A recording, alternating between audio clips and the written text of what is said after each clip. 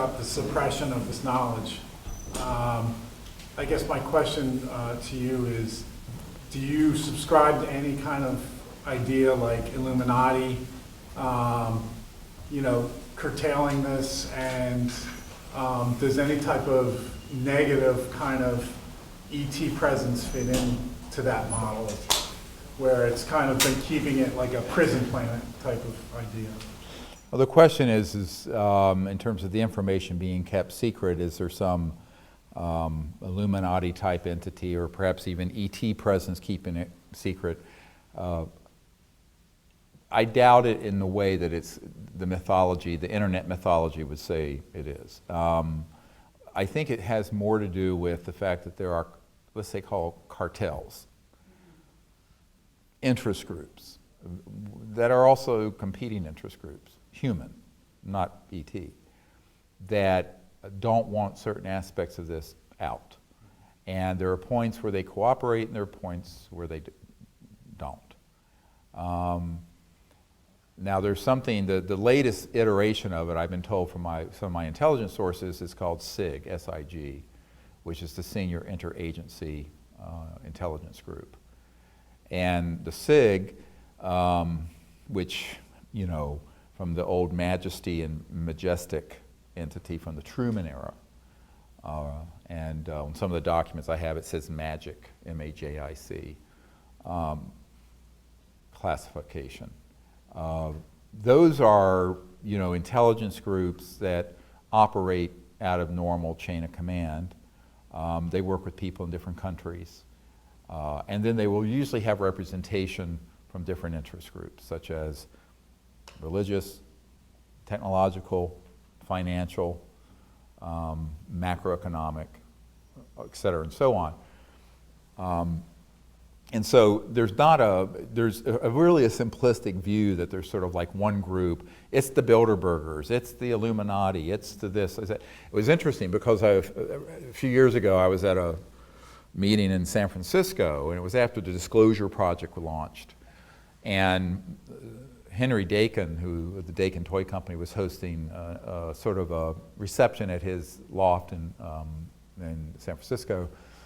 And Judah Skutch was there, who was the original publisher of the Course in Miracles with Marianne Williamson, and very big supporter, and her husband was a colonel. And she was friends with this man who had just been up at the Bohemian Grove, with the whole Bohemian Grove. It was like 2,500 people. And this issue came up. And the issue of, it was a very wealthy European financier. And so this issue came up about disclosure, because they'd all been in the news. And they had someone there to get up on the stage and tell everyone that they were part of a very high governmental scientific entity that had looked into this, that none of it was true, that it was all just misinterpretations and swamp gas and Venus rising or whatever, the usual blather. And all those 2,500 people took it to heart and believed it because it was their peerage. So I want to talk about peer-to-peer containment systems. So you have one group of peerage called the U.S. Senate. Out of those 100 guys, 1 or 2 people are read into or know about this subject. Their task is to lie to the other 99 or 98. Bilderbergers, there might be a handful of them. They lie to the rest. Bohemian Grove, same thing. So people have this very simplistic view of how secrecy like this would be maintained, and that there's some sort of vast sort of conspiracy, and there'd be all these people.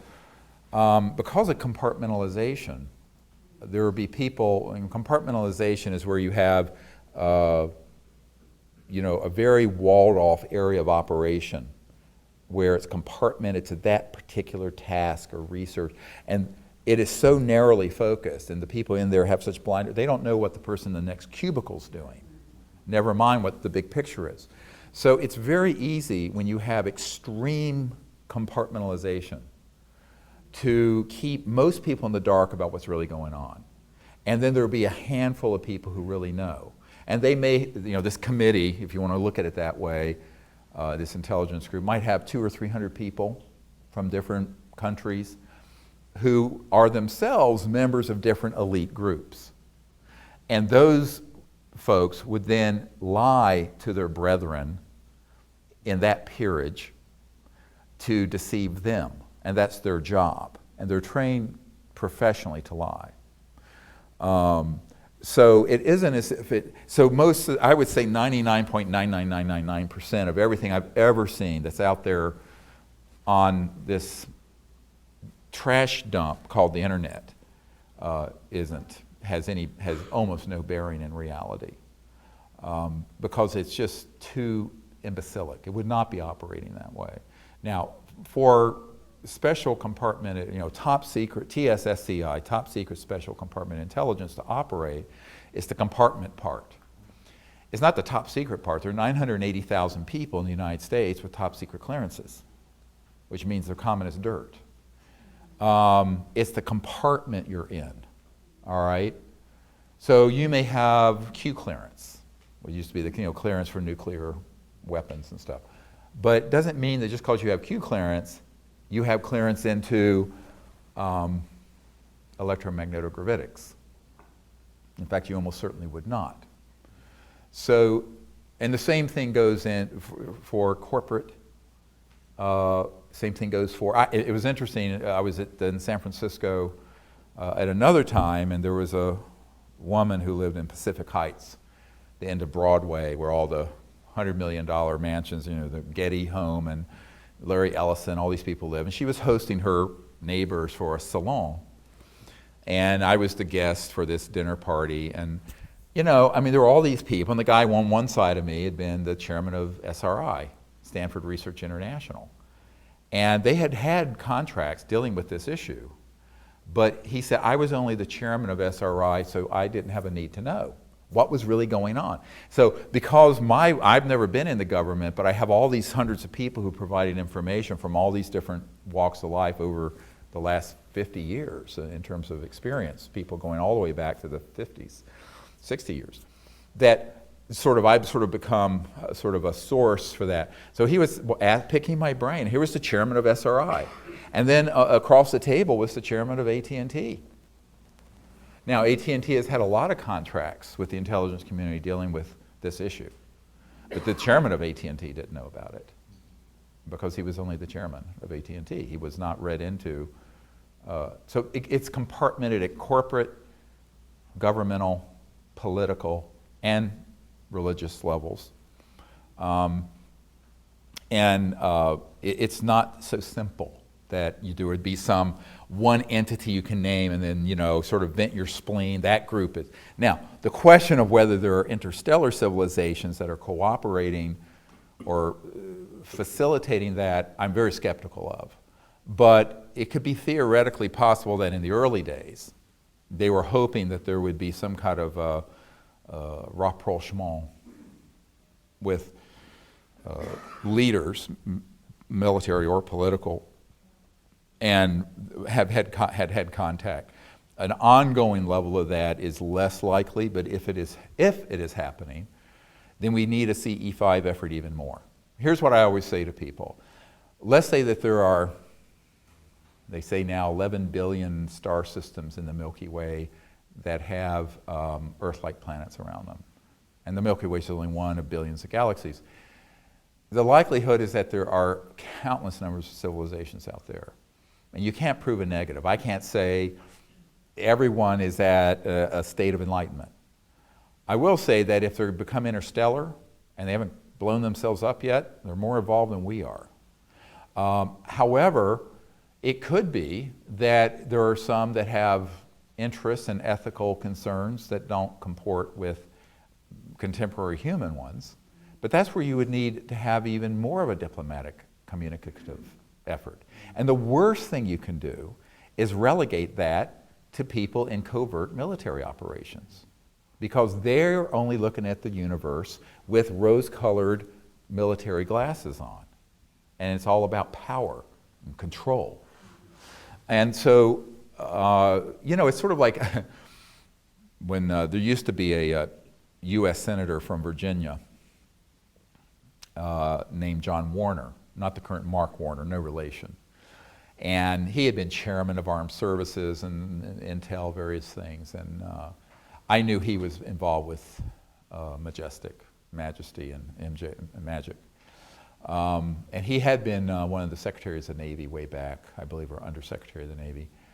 And one of his, a member of my team who had dated him for a while, went out at his place in Virginia, met with him, and brought this whole issue up.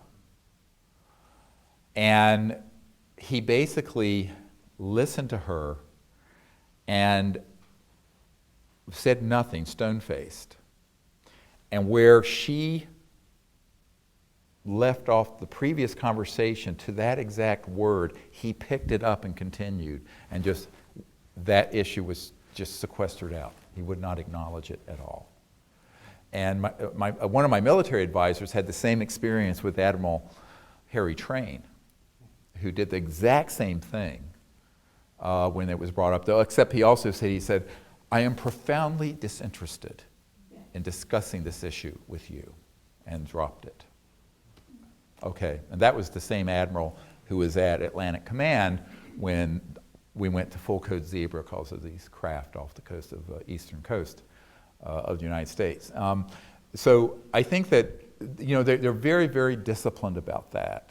And I've met with a number of these sort of characters. And yet you have other people like Senator Claiborne Pell, who the Pell Grants, anyone who was really poor like I was who got a Pell Grant to go to college.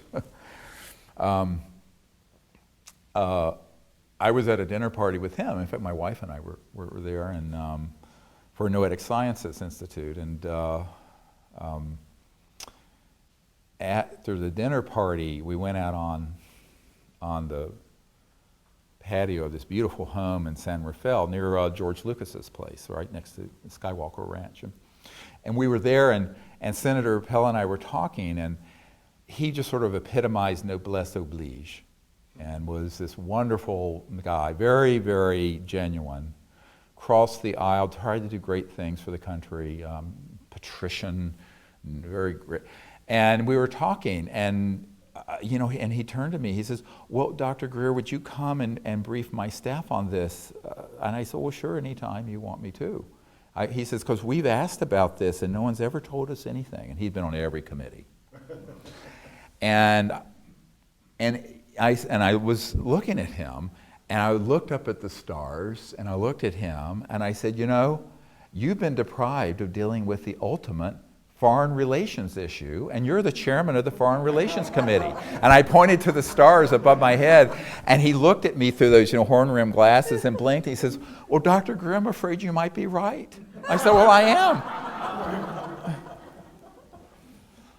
And it was really a poignant, but really, in a sense, funny but sad moment. That here's this guy, you know, had been in Congress or the Senate since the 50s, then been denied any information on this, who would have been a great interstellar diplomat. And instead, the wise, the enlightened, the peace-loving people who should have been handling this got shoved to the side, relegated to the scrap heap of history. And the warmongers and the control freaks and the misanthropic money whores, I have a few other adjectives I'll leave off, kind of took it over, which is what happened. As Eisenhower famously said, beware the military-industrial complex. He was specifically talking about the fact he lost control over this and other issues in 1956 when Nelson Rockefeller, the Rockefeller Commission, Lawrence's brother, Nelson Rockefeller reorganized the Department of Defense and CIA under the Rockefeller Commission in 1956. So no president since 1956 has had, even if they've known about the issue, they have not had operational control over these projects. So it's been an unconstitutional, off the rails for the last almost 60 years.